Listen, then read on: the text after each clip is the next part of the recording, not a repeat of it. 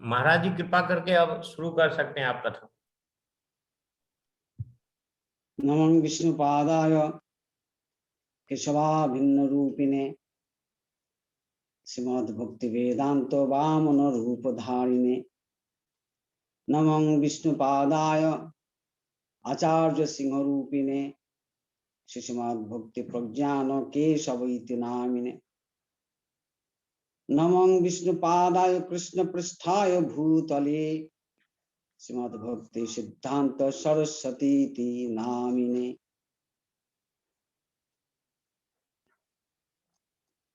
रूपेति नाम बधभो रसने सदा त्वं रूपं च संस्मरमणः करुणा स्वरूपं रूपं नमस्कुरु शिरः सदायावलोकं तस्यादित्य सुतनं रघुनाथ दासम्।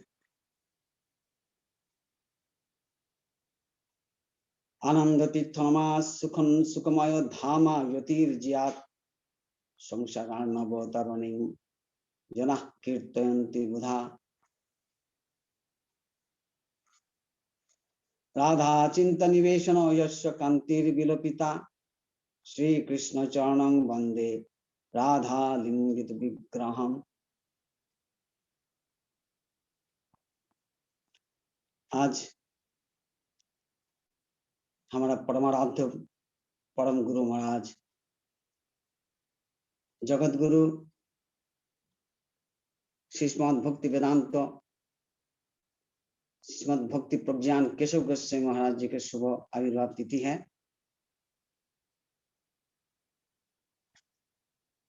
आज इस तिथि के उपलक्ष्य में परम गुरु महाराज जी का बारे में कुछ विचार विमर्श हम करेंगे।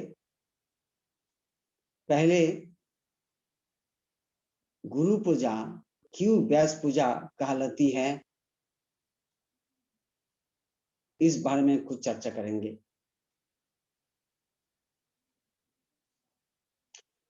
गुरु पूजा ही व्यास पूजा है। इसका मतलब ये है जो गुरुदेव साक्षात भगवान वेद व्यास का ही प्रतिनिधित्व करते हैं।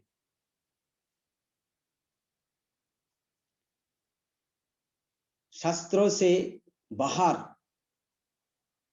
कुछ कहते नहीं। ये संप्रदाय का मूल वैशिष्ट्य होते हैं। सांप्रदायिक गुरु सांप्रदायिक वैष्णव का यही लक्षण है, हमेशा वे वेदव्यास द्वारा रचित शास्त्रों का विचार पर चलते हैं। शास्त्र आधारित पंथा अनुसरण करके ही चलते हैं, जिसे महाजन पंथा कहा जाता है। श्री चैतन्य महाप्रभु कहते हैं सनातन गोस्वामी जी को, सर्वत्र प्रमाण देवे पुराण वचन। हमेशा वेदव्यास के द्वारा रचित के शास्त्र से हमें प्रमाण देना पड़ता है। श्री कृष्ण भी ऐसे कहते हैं, तस्मात् शास्त्रं प्रमाणन्ते कार्य कार्यो व्यवस्थितौ। क्या करना है क्या नहीं करना है, इस बारे में केवल शास्त्र ही एकमात्र प्रमाण है। श्री रूप गोस्वामी पाद भी भक्ति रसामृत सिंधु में ऐसे कहते हैं, श्रुति स्मृति पुराण आदि पंचरात्र विधि बिना ऐकांतिक हरे भक्ति उत्पातैव कल्पते। श्रुति उपनिषद स्मृति पुराणादि इत्यादि एवं पंचरात्र, इनमें जितने सारे विधि निषेध का विचार कहा गया है, इसके अलावा हम और कुछ करेंगे, अगर ये आपात दृष्टि से एकांतिक भक्ति भी लगते हैं, लेकिन ये भी एक प्रकार के उत्पात है। उत्पात ही विकल्पते, इसका परिणाम उत्पाती होता है। हम श्री चैतन्य भागवत में वृंदावन ठाकुर जी का द्वारा एक प्रमाण भी हम देखते हैं, जस्मिन शास्त्रे पुराणे वा हरिभक्ति न दृश्यते न शतव्यं न शतव्यं ब्रह्मा यदि स्वयं भवेत स्वयं वदेत, ब्रह्मा यदि स्वयं वदेत। स्वयं ब्रह्मा जी भी अगर कहते हैं जिसमें हरिभक्ति का विचार नहीं है, जिस शास्त्र में हरिभक्ति का विचार नहीं है, उस शास्त्र हमें सुनना नहीं चाहिए। मतलब ब्रह्मा जी तो कभी कहेंगे नहीं, कहते भी नहीं है। लेकिन यदि ब्रह्मा स्वयं भवेत स्वयं वदेत, इसका मतलब ऐसा कोई प्रामाणिक व्यक्ति भी है, ब्रह्मा जैसा भी कोई प्रामाणिक व्यक्ति भी कोई ऐसा कुछ कहते हैं, शास्त्र से बहिर्भूत कुछ कहते हैं, तो उसको भी हम नहीं सुनेंगे। तो यही है सांप्रदायिक वैष्णव का विचार। तो इसलिए श्री गुरुदेव उसी मार्ग पर चलते हैं। ब्रह्मा जी का ही एक स्वरूप रूप से उन्होंने जगत में आते हैं। ब्रह्मा वेदव्यास जी जिस शास्त्र उन्होंने रचना की, जितने शास्त्र उन्होंने रचना की, ये शास्त्र के आधार पर गुरुवर्ग कुछ कहते हैं। इसलिए गुरुवर्ग वेदव्यास का ही, श्रीमद वेदव्यास का ही प्रतिनिधि है, इसलिए उनकी पूजा व्यास पूजा ही है। हम इस विचार से हम देखते हैं ये जहां पर व्यास शास्त्र का उल्लंघन होता है, तो वहां पर सांप्रदायिकता खत्म हो जाती है, सांप्रदायिक विचार नष्ट हो जाता है। इसलिए हमें स्वेच्छाचारिता का कोई अवकाश नहीं होता है।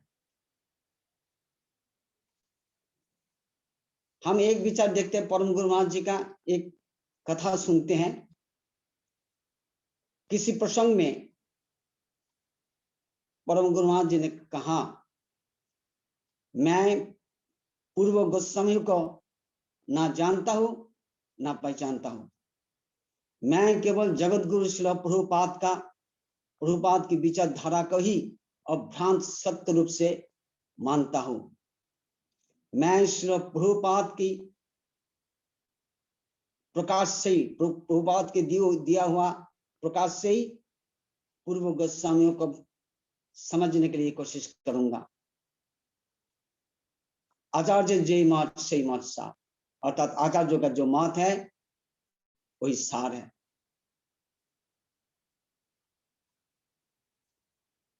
श्री परम गुरु महाराज जी का, श्री केशव गोस्वामी का ये बात से कुछ मिसअंडरस्टैंडिंग भी हो जाता है। लोग समझने लग रहा है जहां हमारा गुरु जी का जो सिद्धांत है उसी विचार पर हम चलेंगे। गोस्वामी लोग क्या कहते हैं नहीं कहते हैं उस पर हमें ध्यान नहीं देना चाहिए। गुरु जी का सिद्धांत ही सिद्धांत,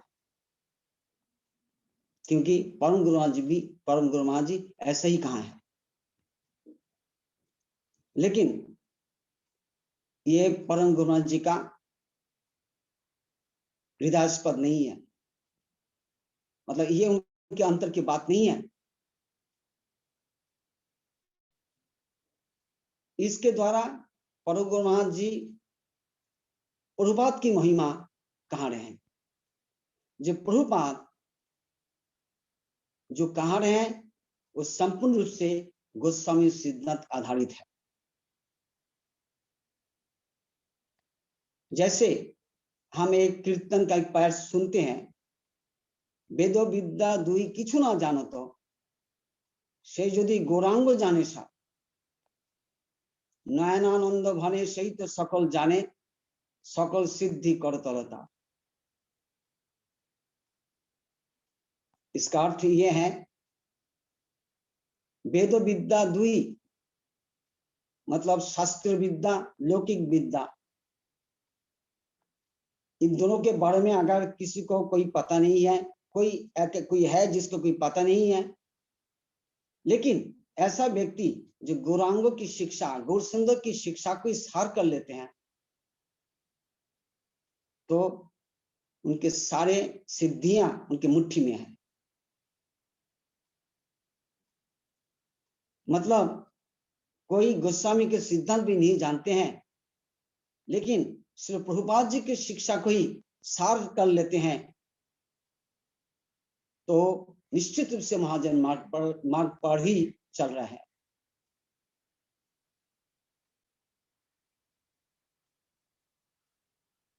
श्री परम गुरु महाराज केशव गोस्वामी जी का ये आशय नहीं था, यह आशय नहीं है कि लोग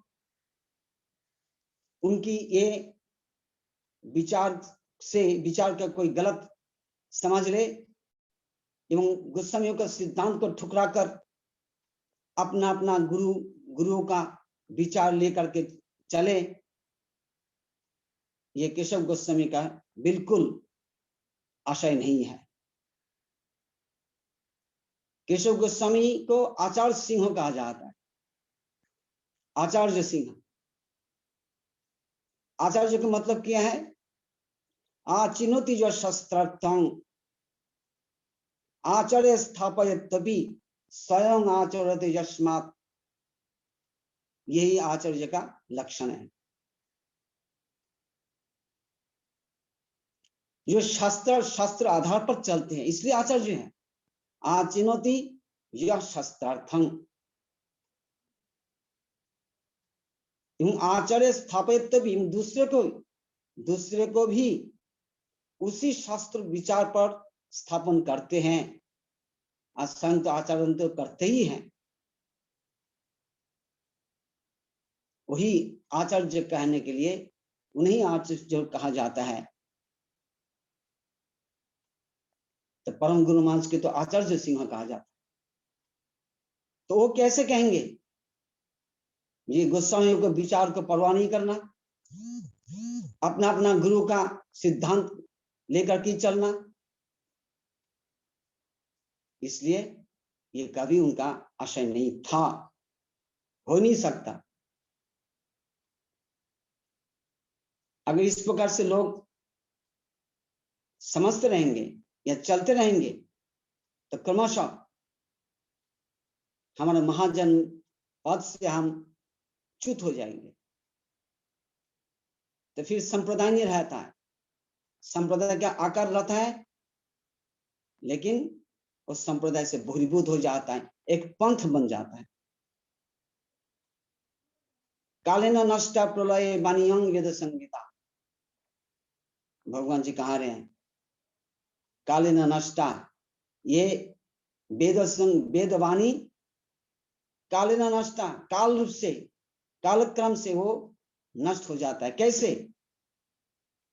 इस प्रकार से ये जो मार्ग है वो मार्ग छोड़ देता है, अपना अपना गुरु की कथा, अपना अपना गुरु का सिद्धांत को ही बड़ा मान लेते हैं और उसी आधार पर चलने लगते हैं। इसे एक्चुअली गुरु निष्ठा नहीं कहा जाता है। गुरु निष्ठा कोई इमोशनल चीज नहीं है। जैसे श्रद्धा दो प्रकार की होती है, एक है शास्त्रीय श्रद्धा, एक है लौकिक श्रद्धा। आदो श्रद्धा, इसमें जो श्रद्धा का विचार है वो लौकिक श्रद्धा नहीं है। लौकिक श्रद्धा तो इमोशनल होता है, यह मन का धर्म है, आत्मा की धर्म नहीं है। इसी प्रकार निष्ठा भी इमोशनल नहीं होनी चाहिए, निष्ठा भी शास्त्रीय निष्ठा होनी चाहिए, मतलब शास्त्र आधारित होनी चाहिए निष्ठा। इसलिए गुरु निष्ठा is nothing emotional.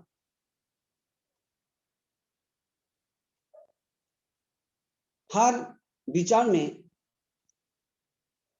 Morphology and ontology दो प्रकार का एस्पेक्ट रहता है। श्री प्रभुपाद इस बारे में बहुत कहते थे। परम गुरु महाराज जी के भी उनका भाषण में ये मॉर्फोलॉजी ऑन्टोलॉजी का विचार दिखाते थे। मॉर्फोलॉजी मतलब बहिर्दृष्टि, अपरेंट व्यू, एवं ऑन्टोलॉजी मतलब रियल व्यू, अंतर्दृष्टि। साधारण रूप से ये ऑन्टोलॉजी का विचार आम लोगों को पता नहीं चलता है। जैसे एक विचार गुरु आज्ञा ही अविचरणीया, मतलब गुरु जी की आज्ञा बिना विचार पालन करना चाहिए।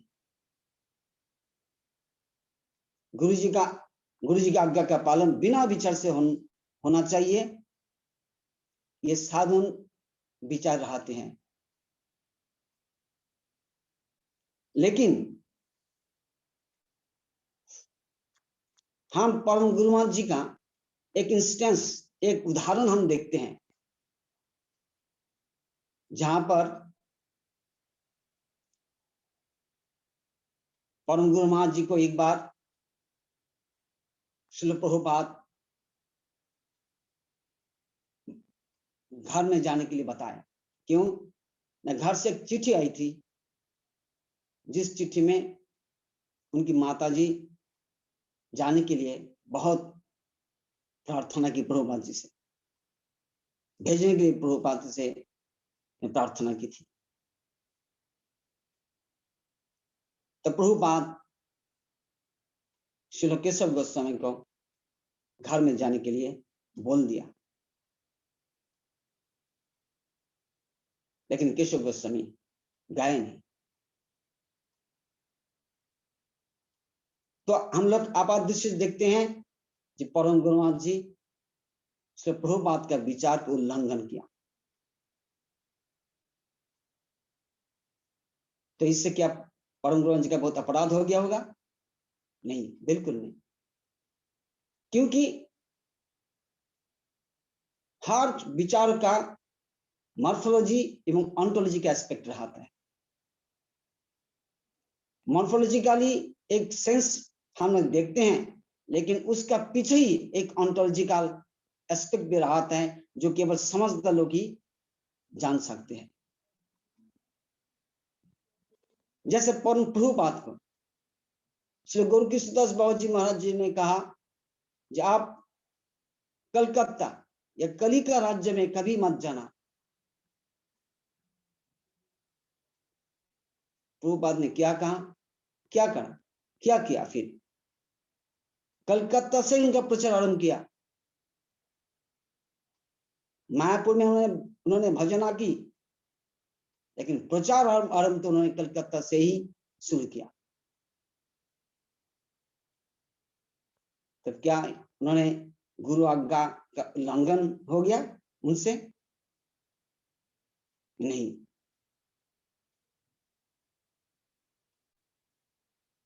प्रभुपाद ने ये समझ लिया, परम गुरु प्रभुपाद ने ये समझ लिया गौर किशोर बाबा जी महाराज की आज्ञा से, जब आप कलकत्ता से ही प्रचार शुरू करो। ये कली का राज्य है, इन लोगों के इन कलिकत्ता से ही आप प्रचार करोगे तो कली का दमन होगा। इसलिए एक ही बात से एक समझदार व्यक्ति और एक असमझदार व्यक्ति दो प्रकार से समझते हैं। यहां तक कि श्री रामानुजाचार्य को भी हम एक लीला सुनते हैं। जब रामानुजाचार्य को उनके गुरुजी गष्टिपुर एक मंत्र बताया, फिर बोला किसी को मत बोलना, ये मंत्र सुनते ही लोगों को मुक्ति हो जाएगी। इसलिए ये मंत्र बहुत सीक्रेट है, बहुत गोपनीय है। बस सुनते ही रामानुजाचार्य जी ने सबके सामने वही मंत्र प्रकाश कर दिया। तो हम लोग देखते हैं, गुरु वर्गों का आचरण में भी देखते हैं, ये गुरु आज्ञा ही अविचरणीय, ये हमेशा मॉर्फोलॉजिकली का उल्लंघन होते रहा है। लेकिन ऑन्टोलॉजिकली ये उल्लंघन बिल्कुल नहीं हुई। तो शास्त्र विचार का हमें इस प्रकार से समझना चाहिए, जो हमारा अपरेंट दृष्टि से जो समझ में आता है वो सही नहीं। ये दिखाती हैं, महाजन लोग ही दिखाते हैं इसका मूल अर्थ क्या होता है। परम गुरु महाराज श्री भक्ति प्रज्ञान केशव गोस्वामी महाराज जी हमेशा एक बात कहते थे, निरपेक्ष ना होइले धर्म रक्षण ना। निरपेक्ष होना चाहिए, मतलब किसी की अपेक्षा नहीं रखना चाहिए। इसलिए परम गुरु महाराज कभी प्रचार करते समय किसी को अपेक्षा नहीं रखते थे, कौन क्या बुरा मानेंगे या भिक्षा कम देंगे या मेरी जनप्रियता नष्ट हो जाएगी, इसकी अपेक्षा नहीं रखते थे। हमेशा जो शास्त्र जो विचार होता है अपेक्षा रहित होकर के बोलते थे। मैं एक कहानी पूजनीय सिक्की महाराज जी से मुंह से सुना था। सिक्की महाराज जी पहले पर्यटक महाराज जी के पार्टी में वो प्रचार करने के लिए आसाम की तरफ जाते थे। तब पूज्यपाद पर्यटक महाराज जी जब प्रचार के बाद नवद्वीप में वापिस आया तो केशव गोस्वामी महाराज उन्हें पूछा प्रचार कैसे हुआ। तो पर्यटक महाराज जी ने बताया, गुरु महाराज आपकी कृपा से बहुत अच्छा से हुआ। तो फिर उन्होंने फिर पूछा क्या किसी से झगड़ा हुआ कि नहीं। तो परम गुरु जी को पर्यटक महाराज जी ने बताया, नहीं गुरु जी किसी से झगड़ा नहीं, सब ठीक से हो गया, सब अच्छा से प्रचार हुआ। तो परम गुरु महाराज तब उन्होंने बताया, तब तो तुमने प्रचार कुछ नहीं किया। प्रभुपाद का सिद्धांत अगर लोग सुनते हैं, लोग सुनेंगे तो लोग झगड़ा करेंगे ही करेंगे। तो झगड़ा नहीं होना का मतलब तुम प्रभुपाद का सिद्धांत कुछ कहा नहीं, या प्रभुपाद का सिद्धांत के साथ तुमने कुछ मिलावटी किया, इसलिए झगड़ा किया। लोग कैसे मान लिया, तो इसका मतलब तुम्हारा प्रचार में कुछ दोष रह गया है। मतलब परम गुरुनाथ जी हमेशा कहते थे ये जो अकपट सिद्धांत होते हैं, ये कपट लोग सहन नहीं कर पाते हैं। साधारण लोगों का अंदर कपटता भरी हुई है, इसलिए अकपट वाणी जब सुनते हैं तो उसका सहन नहीं कर पाते। तो सहन नहीं कर पाते इसका मतलब ऐसा नहीं है कि हम उसे प्रकाश नहीं करेंगे, नहीं बोलेंगे, चुप कर रहेंगे, या उसे थोड़ा सा मिलावटी करेंगे। ये कभी परम गुरु महाराज जी नहीं करते थे। निरपेक्ष हो करके प्रचार करना है, यही हमेशा परम गुरु महाराज जी का विचार था। फिर परम गुरु महाराज जी का हरि कथा कहते समय व किसी से बात करते समय, किसी से विचार विमर्श करते समय हमेशा इतना अच्छा लॉजिक प्लेसिंग करते थे, ये बहुत यूनिक था। जैसे कि यत मत तथ मत, यत मत तत पथ, इस बारे में परम गुरु महाराज जी कह रहे थे, जो लोग कहते हैं सब मत समान है, सब मत अच्छा है, किसी को अनादर नहीं करना चाहिए, किसी मत का अनादर नहीं करना चाहिए, सब मत का आदर करना चाहिए। तो फिर एक व्यक्ति ने बोला जी नहीं, सब मत समान नहीं है, सब मत श्रेष्ठ नहीं हो सकता, मेरा मत श्रेष्ठ है।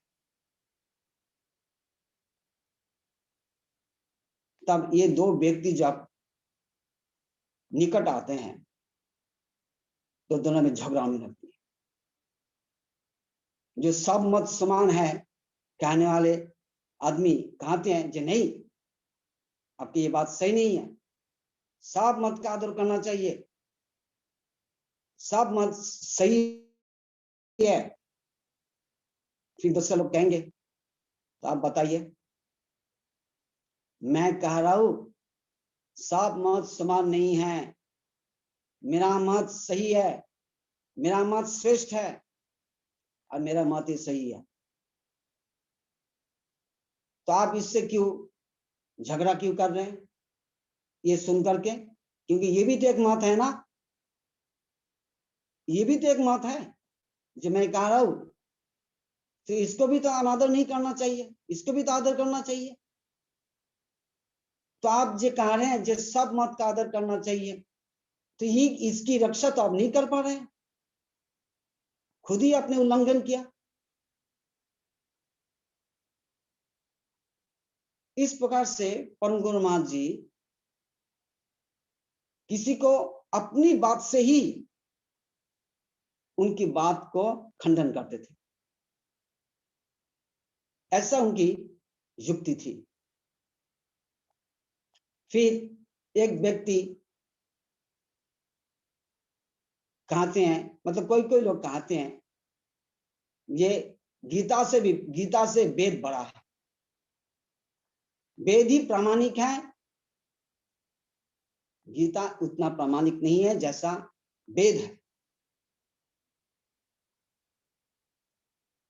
तो इस बारे में श्री केशव गोस्वामी जी कहते हैं जी देखो, वेद क्या है? वेद है भगवान के निश्चित वाणी, मतलब वेद ऐसे वाणी है जो भगवान के निश्वास से निकलती है, निश्वास से, नाक से जो निश्वास निकालते हैं वो वेद वाणी भगवान जी के निश्वास से निकलती है। इसका मतलब परम गुरु जी कहा था ये नासा गर्जन है, नासा गर्जन। और गीता क्या है? गीता तो या संग पद्मनाभ से मुख पद्मा, गीता तो स्वयं भगवान के मुंह से निकालती है, अर्थात ये अधरामृत है। आप बताइए, नासा गर्जन बड़ा है ना अधरामृत बड़ा है? नासा गर्जन की महिमा ज्यादा है ना अधरामृत की महिमा ज्यादा है? इसलिए वेद से भी गीता की महिमा ज्यादा है, ये समझना चाहिए। तो इस प्रकार से केशव गोस्वामी महाराज समझा देते थे लोगों को, साधारण लॉजिक से भी समझा देते थे।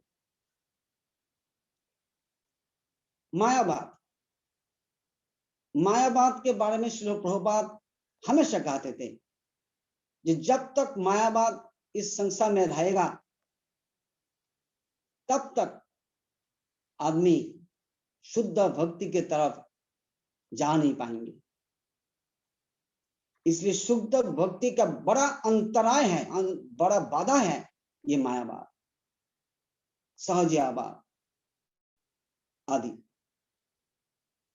इसलिए श्री केशव गोस्वामी महाराज मायावाद खंडन में बहुत आग्रह रखते थे। मायावाद मतलब क्या होता है? मायावाद मतलब जो ब्रह्म के भी मायाग्रस्त कर देते हैं। जिस विचार से ब्रह्म की भी माया अधीन रूप से माया माना जाता है वही मायावाद है। मतलब जीव मायाग्रस्त होकर, ब्रह्म मायाग्रस्त होकर के ही जीव हो जाता है। फिर ब्रह्म अविद्याग्रस्त होकर के ईश्वर बन जाता है। यह है मायावादियों का विचार। तो ये मायावाद का खंडन करने के लिए श्री केशव गोस्वामी पाद का बहुत आग्रह था। उनके सारे लेक्चर्स हमेशा प्रायः ये दार्शनिक विचार से भरा हुआ रहा था। ये मायावाद खंडन मंडन इसमें ही हमेशा उनका आग्रह दिखा जाता था।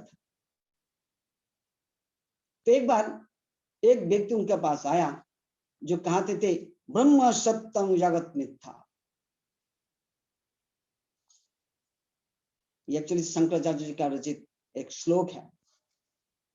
ये श्लोकाध्ययन प्रवक्ष्यामि यदुक्तं ग्रंथ कुटिभि ब्रह्म सत्यम जगत मिथ्या जीव ब्रह्मैव नापरः। ये शंकराचार्य पाद के द्वारा रचित एक श्लोक है। मतलब मैं आधा श्लोक के द्वारा कह रहा हूं जो कटी ग्रंथ से कहा गया है। यदुक्तं ग्रंथ कुटिभि, क्या क्या वो आधा श्लोक? ब्रह्म सत्य जगत मिथ्या। केवल ब्रह्म ही सही है, सत्य है, और जगत मिथ्या है, और जीव ही ब्रह्म है, दूसरा कोई नहीं। जीव ब्रह्म ही बना पड़ा। तो ये आदमी कहा रहे थे, ये बहुत प्रचलित वाक्य है, ब्रह्म सत्य जगत मिथ्या। तो ऐसा ही इसी प्रकार से एक विज्ञा करके कहा ब्रह्म सत्य जगत मिथ्या, साधु का पास आकर के। और वो सोचा मैं तो एक बड़ी बात कहा दी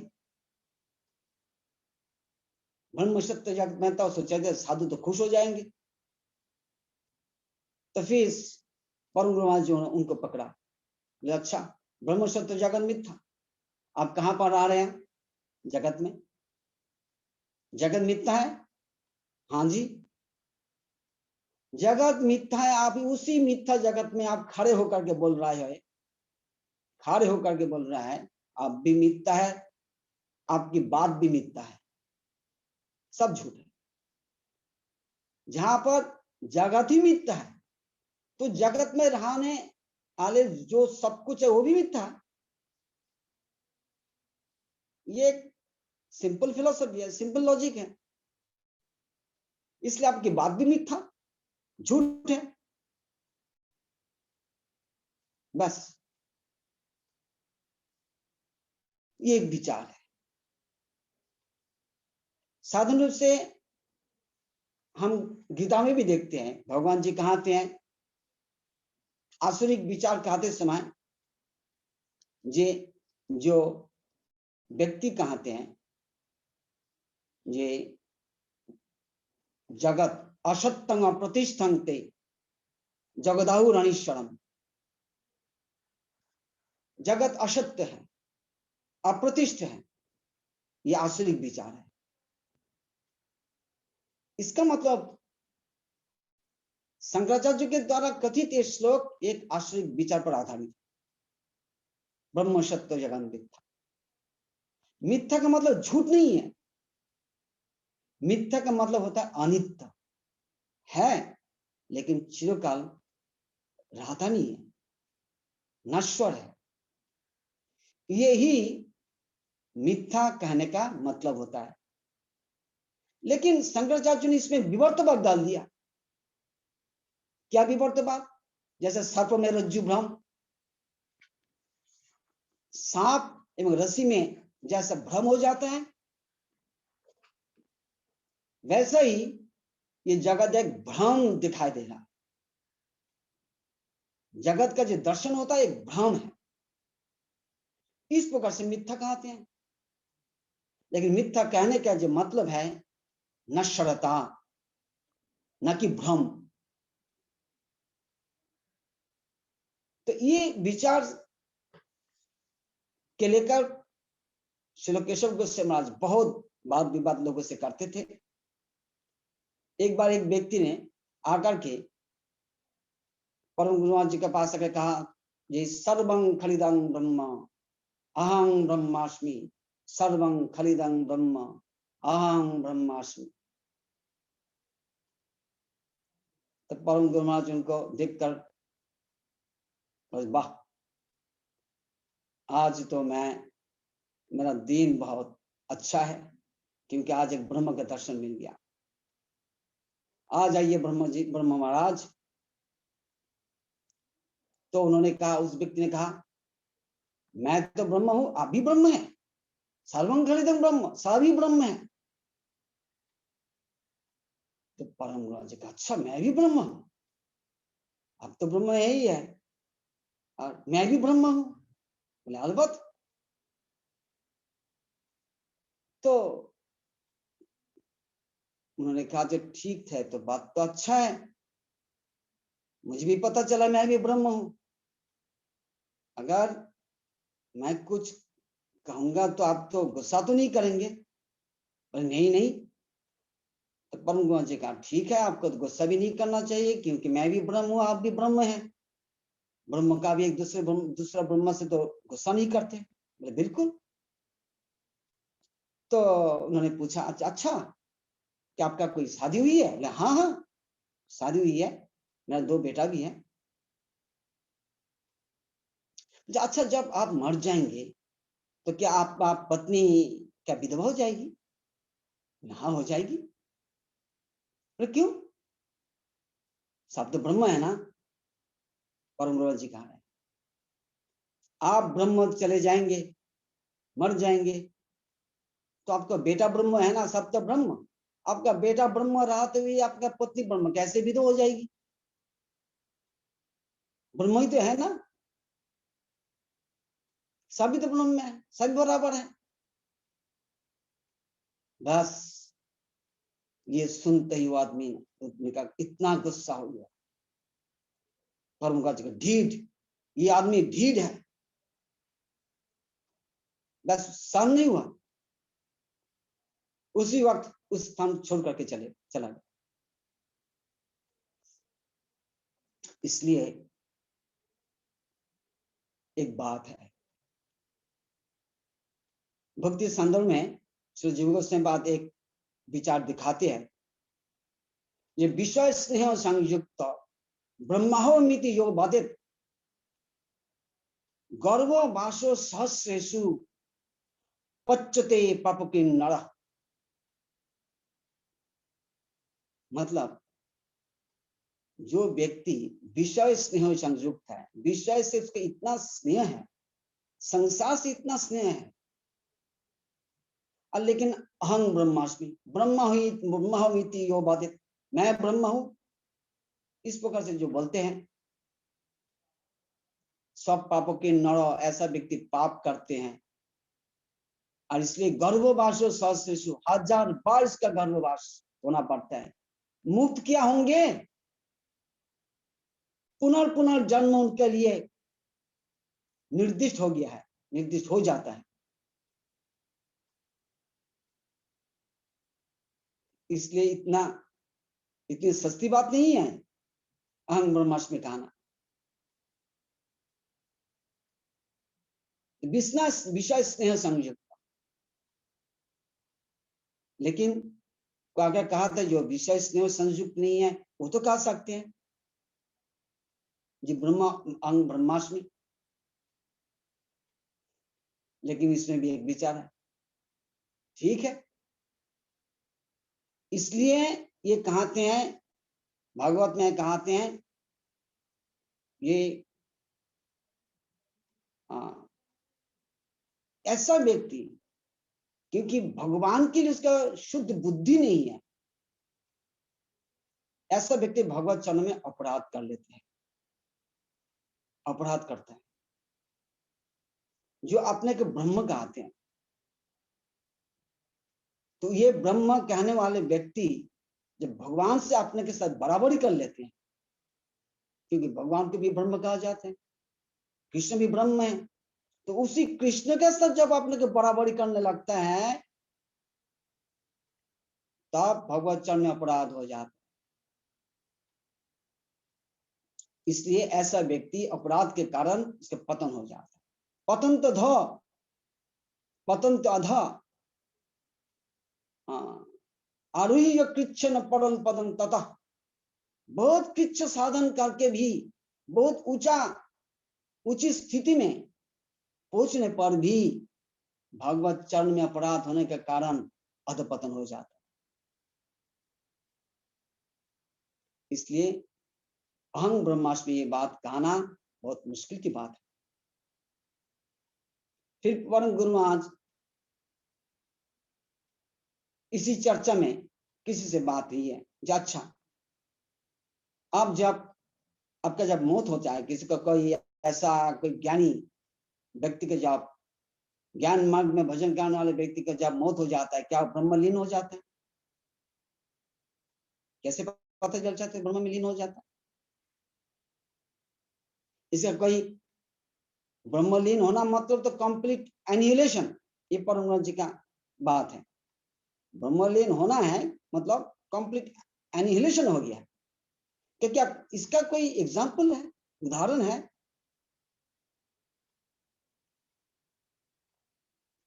तो उन्होंने बताया जहां है आपका भागवत में ही है। हम देखते हैं जब अघासुर का जब वध हो गया, तो क्या अघासुर की आत्मा शरीर से निकाल करके कृष्ण के चरण में तो लीन हो गया। फिर ऐसा ही शिशुपाल का भी ऐसा ही हुआ। तो कंप्लीट एनिहिलेशन का तो एग्जाम्पल भागवत में भी है, शास्त्र में भी है। तो उत्तर में परम ब्रह्मा जी कहा थे बहुत अच्छी बात है, आप कहा थे ब्रह्म में लीन हो गया ना, हाँ, तो इसका मतलब कृष्ण तो ब्रह्म है। आप कृष्ण के ब्रह्म रूप से तो मान रहे हैं ना, तो फिर आप कहते ब्रह्म निराकारी तो ब्रह्म साकार है, तो निराकार ब्रह्म में कैसे लीन हो गया? साकार ब्रह्म में ही लीन हो गया। आपको तो समझना चाहिए, कृष्ण तो हम भी ब्रह्म कहते हैं, हम परम ब्रह्म कहते हैं, भगवत तो परम ब्रह्म कहा जाता है। तो ये परम ब्रह्म में एक जीवात्मा को लीन होना, इसका मतलब क्या होता है? ये कंप्लीट एनिहिलेशन नहीं। बात यह है जब भगवान संपूर्ण ब्रह्मांड भी है, उनका अंदर संपूर्ण ब्रह्मांड है। ये भगवान जो दिखाया है, माँ यशोदा को भी दिखाया, तो उनका अंदर संपूर्ण ब्रह्मांड है। आप जो व्यक्ति का जो बाहर से दिखाया जाता है लीन हो गया है, वो तो बाहरी दृष्टि से लीन हो जाता है, लेकिन भगवान अपना अंदर में जो अनंत जो ब्रह्मांड है, उसी ब्रह्मांड में किसी स्थान में उसको स्थापित कर देते। यही फॉर्मूला है। कंप्लीट एनिहिलेशन कभी संभव नहीं होता है। अगर संभव होता है तो आप बताइए। ये शंकर संप्रदाय में वृंदारण्य भारती नाम से एक प्रमुख व्यक्ति है, जिनको शंकर का अवतार कहा जाता। तब बताइए कैसा अवतार हो गया शंकर का अवतार? आप लोग कहाँ थे? शंकर संप्रदाय में इसका प्रसिद्ध है, ये विद्यारण्य भारती को शंकर का अवतार कहना प्रसिद्ध है। तो फिर शंकर जी का तो भी कंप्लीट एनिहिलेशन नहीं हुआ। मतलब बात ये, complete annihilation is totally bogus theory, इसका कोई प्रमाण नहीं है और ये शोध प्रमाण पर आधारित नहीं है, शोध विचार पर आधारित नहीं है, ये अशोध पंथा है। तो इस प्रकार से श्री केशव गोस्वामी पाद सिद्धांत स्थापन करते थे। मायावाद विचार के लिए वो कभी खड़ग हंसते थे हमेशा। कोई भी व्यक्ति उनका सामने में ऐसा कोई असत सिद्धांत कहा करके निकाल नहीं पाते थे। परम गुरु महाराज जी का एक विशेष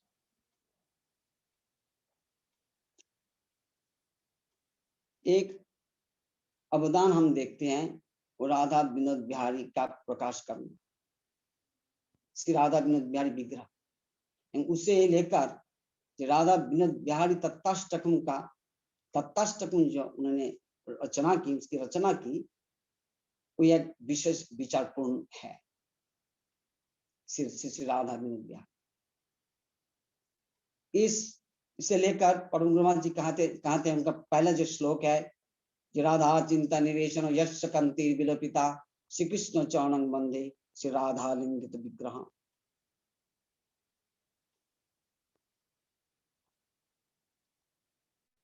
ये उनका, ये अष्टकम का पहला लाइन है, श्री राधा विनोद बिहारी। श्री राधा विनोद बिहारी एक अद्भुत एक विग्रह है, जहां पर श्री कृष्ण स्वयं श्रीमती राधा रानी का भाव से विभावित होकर के राधा रानी का ही वर्ण अपना लेते हैं। इसलिए जैसे श्री कृष्ण का वर्ण होता है, वैसे जैसे श्री राधा रानी का वर्ण होता है, वैसे श्री कृष्ण के वर्ण भी है। तो ये एक ऐसा विग्रह, मतलब मुझे लगता है जो ये जगत में सर्वप्रथम है। कोई भी आचार्य इस प्रकार राधा रानी का वर्ण, राधा रानी का वर्ण से जो वर्ण विशिष्ट जो विग्रह है, श्री कृष्ण का विग्रह, कभी ये विग्रह कभी दिखा नहीं जाता है। तो ये श्री राधा विनोद बिहारी श्री केशव गोस्वामी का प्रणोधन है। राधा चिंता निवेशन, श्री राधा चिंता की अभिनिवेश इतना गढ़ था जो उनके कांति, अपना जो कांति है, अपनी जो कांति है, वो कांति विलुप्त होगी। उनका प्रेम, राधा जी का प्रेम कैसे है, बस यही है हमारा श्री चैतन्य महाप्रभु विचार का एक सूचना। मतलब श्री चैतन्य महाप्रभु कौन है? श्री चैतन्य महाप्रभु ये राधा विनोद बिहारी। मतलब श्री राधा विनोद किस प्रकार के है, उसी विनोद में जो विहार करते करते जिनका कांति लुप्त हो जाता है, ये श्री गौरचंदार और ये श्री विनोद बिहारी, ये उनका प्राणधन है। आजकल कुछ दिन तक हमें सुनने को मिल रहा है जो हमारे गुरु महाराज भक्तिवेदांत बावन गोस्वामी का प्राणधन रूप से राधा श्याम सुंदर को कहा जा रहा है। मुझे समझ में नहीं आ रहा है जे किस आधार पर ये बात आ रही है। ये बिल्कुल निराधार है। गुरु महाराज जी के मुंह से कभी हम ऐसे नहीं सुनते हैं। कभी किसी श्याम सुंदर के बारे में कुछ कहे होंगे, कोई प्रश्न से कहेंगे, लेकिन ऐसा नहीं कहते जे वो उनका प्राणधन रूप से ऐसे विचार कभी नहीं प्रकट हुआ। हम देखते हैं गुरु महाराज जी का एक विचार, जो अपना कोई विचार ही नहीं रखते थे। He was totally a follower of Keshav Goswami, staunch follower of Keshav Goswami। हमेशा कहते राधा विनोद बिहार, जो हमेशा कहते राधा विनोद बिहार।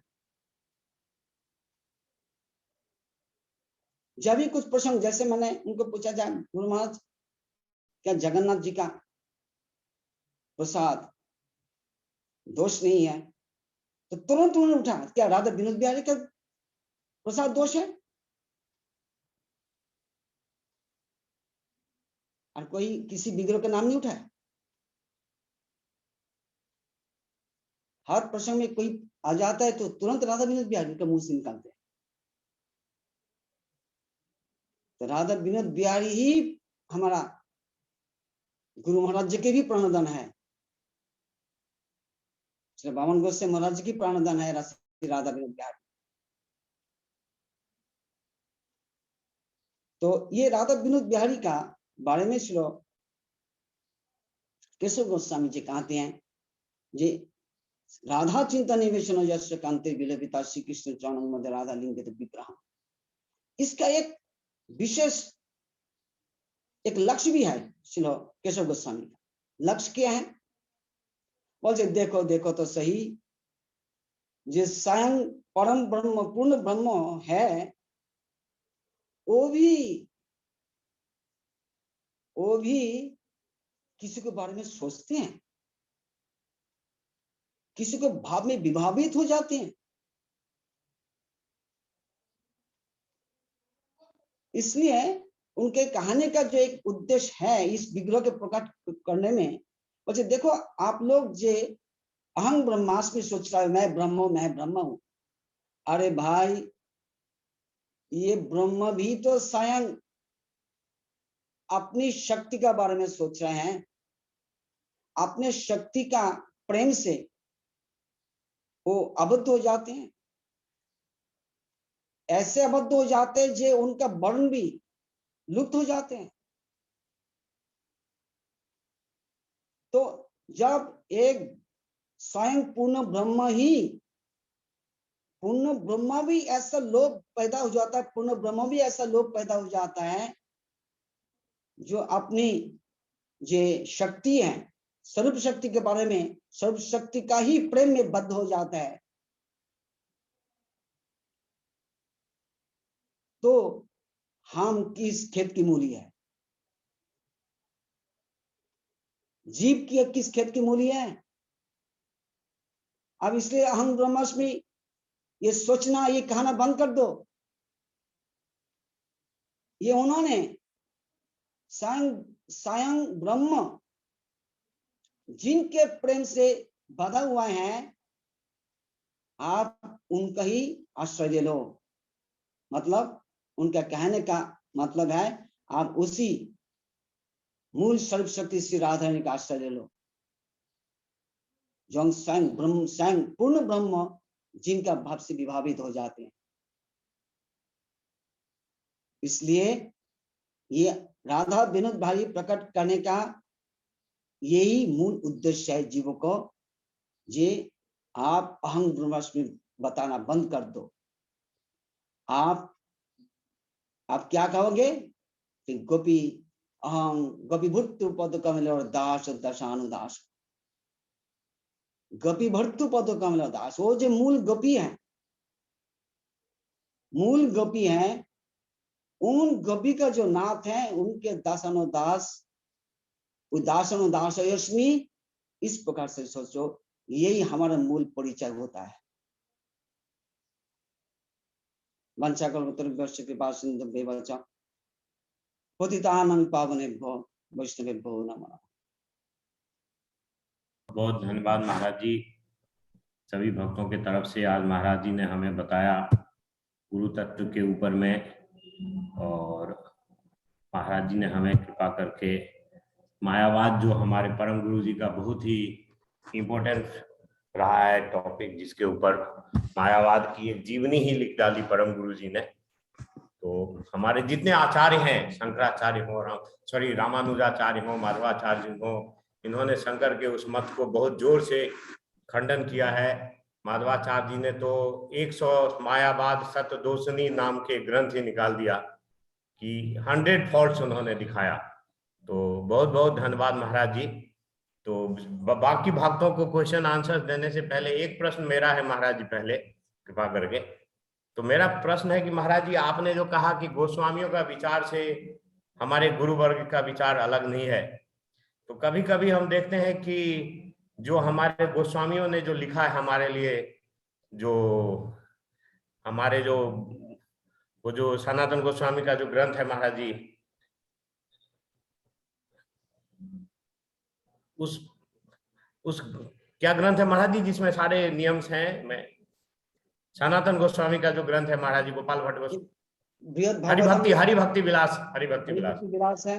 हाँ, हरिभक्ति विलास से कुछ कुछ जगह जब मेल नहीं खाता है, हम देखते हैं करंट आचरण में, और जब हम प्रश्न करते हैं तो हमें कहा दिया जाता है कि वो ग्रंथ हमारे समझने लायक नहीं है, हमारे गुरुजी ने ऐसा कहा। तो अमुक कहते हैं हमारे गुरुजी ने ऐसा कहा, हरिभक्ति विलास को मत समझो, गुरुजी जो बोले या दूसरे मठ के गुरुजी जो बोले, हर एक आचार्य, उसको फॉलो करो। इसमें कैसे हम सामंजस्य करें, रिकंसाइल करें महाराज जी? बात ये है प्रभु जी, हरिभक्ति विलास में जितने सारे प्रमाण संग्रहित हुए हैं,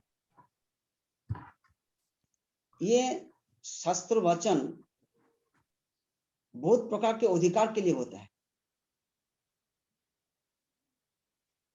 हमारे शास्त्र में जितना सारे विचार उसमें उठाया गया है, हर विचार हर व्यक्ति के लिए नहीं होता है साधारण रूप से। लेकिन उसका मतलब ये नहीं है ये हमारे आचरण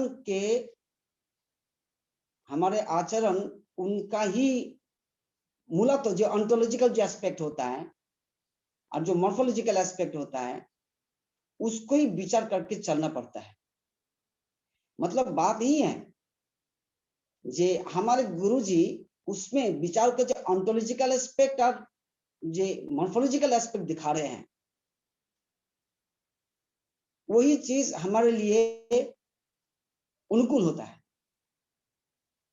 अगर कोई व्यक्ति, ऐसा नहीं है जो हरिभक्ति विलास के जो विचार गुरुजी नहीं कहते हैं, उसे विचार लेने से उसका भक्ति खत्म हो जाती है, ऐसा नहीं है। क्योंकि वहां पर तो ऐसी कोई चीज नहीं है जो भक्ति खत्म करने वाली होती है। लेकिन विचार में कुछ पक्षांतर है हरिभक्ति विलास में। जैसे जन्माष्टमी के विचार में पक्षांतर कहा जाता है,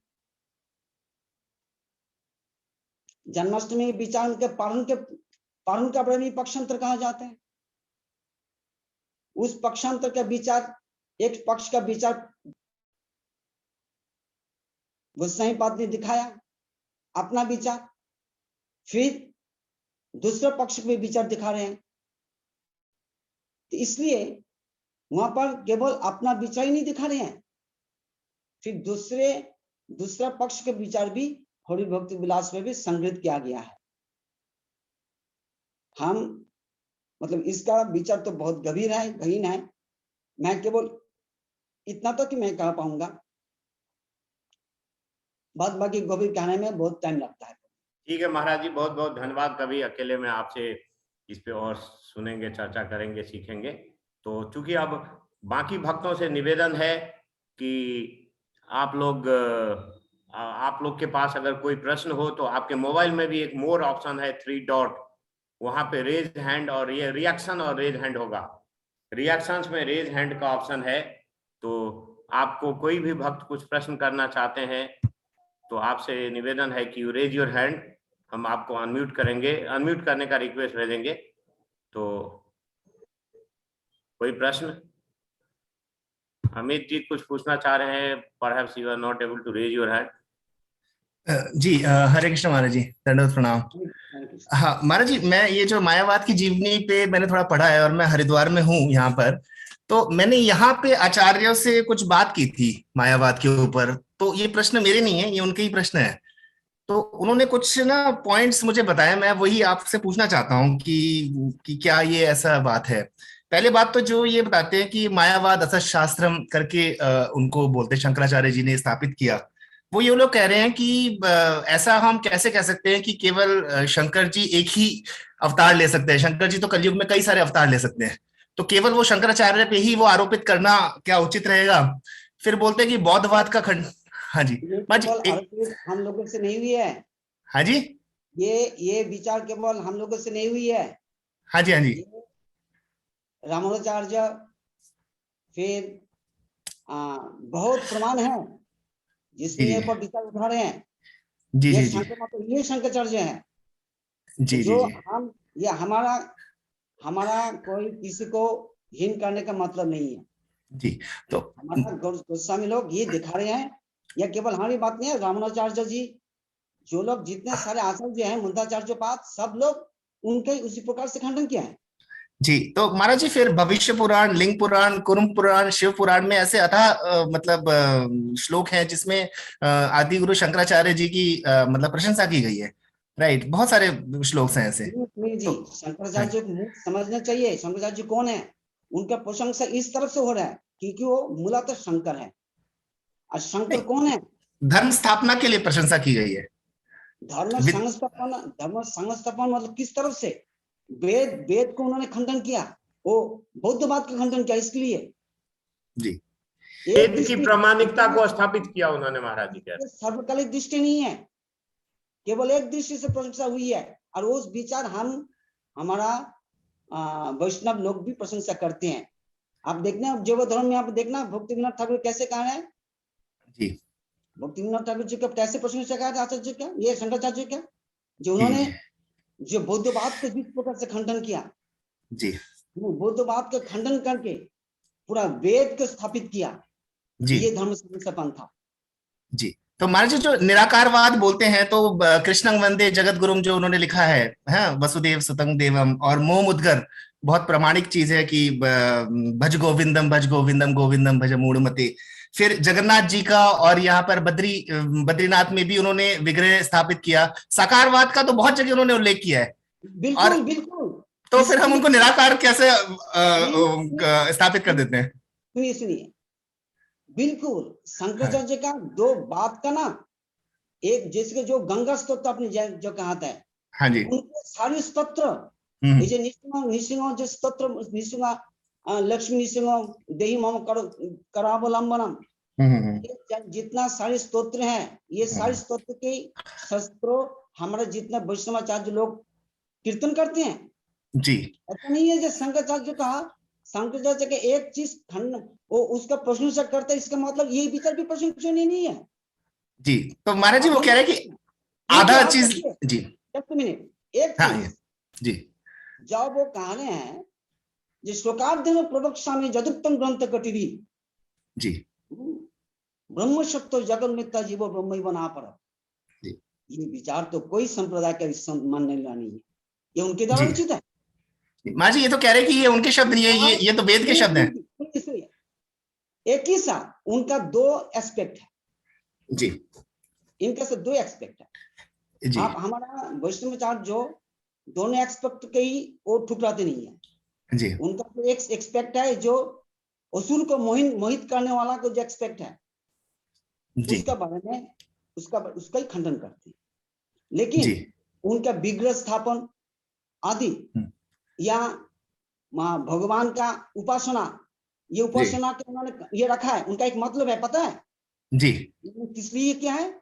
जी देखिए, उन्होंने ऐसा एक भूमिका में आए थे, ऐसे प्लेटफॉर्म में आए थे जब बौद्धवाद का प्रचार हो चुका था। अब बौद्धवाद क्या है? शून्यवाद, वेद को अस्वीकार किया, वेद को स्वीकार नहीं करते हैं, तो वेद को अप्रतिष्ठा की है।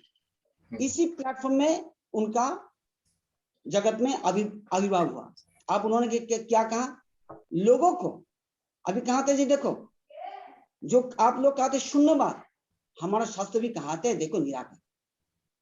शून्य निराकार में क्या फर्क है?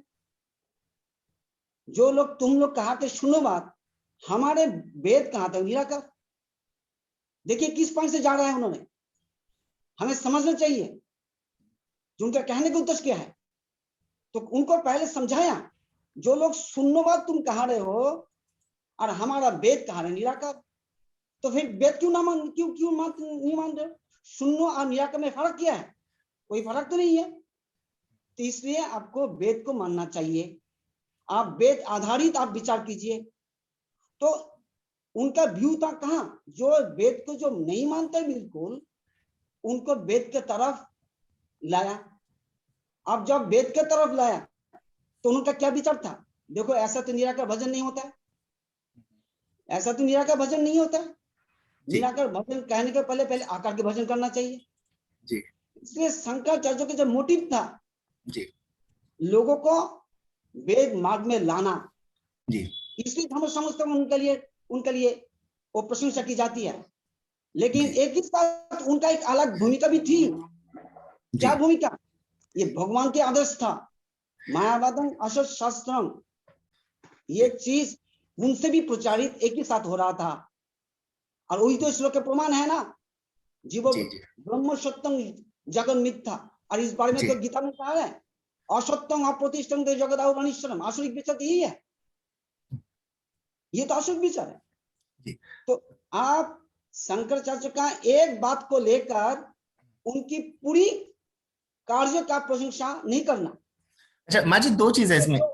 इसका मतलब ये नहीं है जो उन्होंने जो मायावाद के जो प्रतिष्ठा उन्होंने की है वो भी सर्टिफिकेट का मिलना चाहिए। जी माँ जी, दो चीजें जो आपने शब्द बोला, अहम ब्रह्मास्मि, या फिर जो ब्रह्म के ऊपर, या तत्वम असि, इन शब्दों का ये वेद वाक्य है, ये उनके अपने वाक्य नहीं है।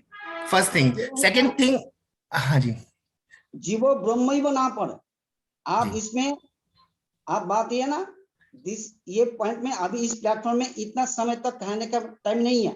जी अमित जी हम आपके लिए जरूरत पड़ेगी you speak to Maharaj ji once, because we have to take the questions of other devotees. माँ जी, एक लास्ट चीज मुझे पूछना है। जो गोस्वामी तुलसीदास जी, तुकाराम जी, ज्ञानेश्वर जी या समर्थ गुरु रामदास जी, इन सब ने आदि गुरु शंकराचार्य जी को अपना इष्ट माना है, मतलब गुरु तत्व पे माना है, तो क्या वो सब मायावादी हैं?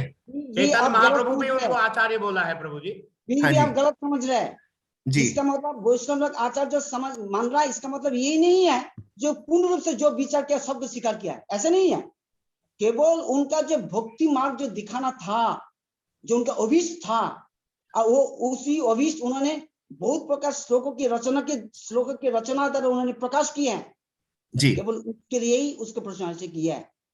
Try to understand their view, उनका व्यू समझना चाहिए, किस आधार पर उनका प्रशंसा करते हैं। हमारा वैष्णव लोग हमेशा शंकराचार्य की प्रशंसा करते हैं, क्योंकि जब उनका स्तुति उनके द्वारा रोचित श्लोक हम लोग पढ़ते हैं, कौन लोग कहेंगे वो मायावाद नहीं है? कौन लोग कहेंगे मायावाद करने वाले हैं? ये मायावाद कहने का उनका विचार एक अलग फेस है, यह अलग फेस, लेकिन उनका जो अपना फेस है वह भक्ति पर फेस है, उसकी प्रशंसा करते हैं सब लोग, सारे वैष्णव। Thank you very much Amit ji and Maharaj ji, बहुत बढ़िया, बहुत सुंदर जवाब के लिए महाराज जी को धन्यवाद। अब दूसरे भक्तों का कुछ और भी टॉपिक महाराज जी ने आज कवर्ड किया, बिसाइड्स मायावाद, राधा विनोद बिहारी जी के ऊपर में बताया, गुरु जी के बारे में बताया कि कैसे परम गुरु जी का एज इट इज हर एक चीज वही फॉलो करते थे गुरु जी। इसके अलावा आचार्यों की वाणी के बारे में बताया। तो आप लोगों का और भी कुछ प्रश्न हो भक्तों का तो? और कोई प्रश्न नहीं है महाराज जी, तो मैं अब अजीत प्रभु जी से निवेदन करता हूं। और अजीत प्रभु जी से निवेदन करने से पहले एक इम्पोर्टेंट अनाउंसमेंट है कल के लिए। जनरली हम संडे के दिन बंगाली लैंग्वेज में सुबह में 10 बजे का कथा चालू किए थे, लेकिन चूंकि मैं नवद्वीप में हूँ और हमारे गौरी वेदांत समिति के वर्तमान आचार्य पूज्यपाद बुधायन महाराज जी से मैंने हाथ जोड़ के निवेदन किया कि एक दिन की कथा उनकी होनी चाहिए। तो तत्काल महाराज जी कल 10 बजे के लिए हमें आश्वासन दिए हैं तो कल 10 बजे पूज्यपाद बोधायन महाराज जी की हरि कथा होगी और वो भी हिंदी भाषा में होगी। तो आप सभी भक्तों से निवेदन है कि आप जरूर उपस्थित रहें। और अजीत प्रभु जी, मैं आपको अनम्यूट कर रहा हूं, तो अजीत प्रभु जी आप कीर्तन गाएंगे। अजीत प्रभु जी सिंगल में ही कीर्तन करिए, दुहार नहीं करेंगे क्योंकि वो थोड़ा सा इको हो जाती है उसमें। अजीत प्रभु जी अनम्यूट करिए आप। हाँ, आप अनम्यूटेड हैं। हरे कृष्णा। हरे कृष्ण। धन्यवाद सभी को, धन्यवाद। मेरी आवाज आ रही है सबको? बिल्कुल आ रही है। हाँ जी प्रभु जी। ठीक ठीक ठीक ठीक, धन्यवाद। हरे कृष्ण। नीचे देख लीजिएगा, दो डिवाइस कनेक्टेड ना हो प्रभु जी एक साथ। ठीक है प्रभु, नहीं अभी अकेला हूँ मैं। हाँ ठीक, हरे कृष्ण। ओम ज्ञानतिमिरन्धस्य ज्ञानाञ्जनशलाकया चक्षुन्मिलितं येन तस्मै श्रीगुरवे नमः। नमोऽयं विष्णुपदाय केशवभिन्नरूपिणे श्रीश्रीमद्